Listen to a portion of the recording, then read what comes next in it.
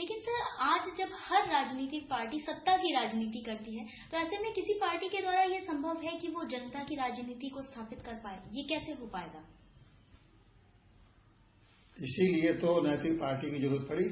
नैतिक पार्टी की वास्तव में जरूरत क्या थी? जब सारी पार्टियां अगर नीति के साथ काम करें, अगर सारे नेता चरित्रवान हो जाएं, तो मैं नहीं समझता कि नैतिक पार्टी का कोई रेलिवेंट होता। क्योंकि सारी पार्टियां नीति के साथ काम नहीं कर रही हैं, सारे नेताओं का चरित्र नहीं रह गया है, जनता के हित के लिए नहीं काम कर रही, इस तरह का चरित्र उनके पास नहीं है। इसलिए नैतिक पार्टी का गठन किया गया और नैतिक पार्टी इन्हीं चीजों को आगे बढ़ाना चाहती है। अब ये चीजें आसान तो है नहीं, अब इसके लिए पार्टियों को त्याग करना पड़ेगा।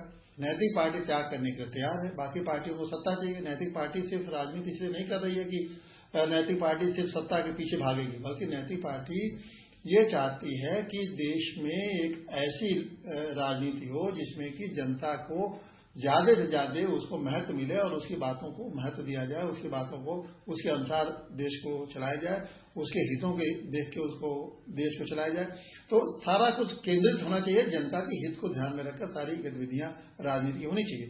तो ये नैतिक पार्टी करेगी। और ये ऐसा नहीं है कि हम पहली बार कह रहे हैं, ये पैगंबर साहब ने, मोहम्मद साहब ने, जो हमारे मुस्लिम समाज के एक बहुत बड़े पैगंबर थे, उन्होंने भी ये कहा था कि राजनीति में एक तरह से नैतिकता होनी चाहिए, राजनीति में एक तरह से लोकनीति होना चाहिए। गांधी जी, चाहे गोखले, चाहे और भी हमारे नेता हैं, हमेशा इस बात को उन्होंने कोशिश की कि राजनीति में नीति होनी चाहिए।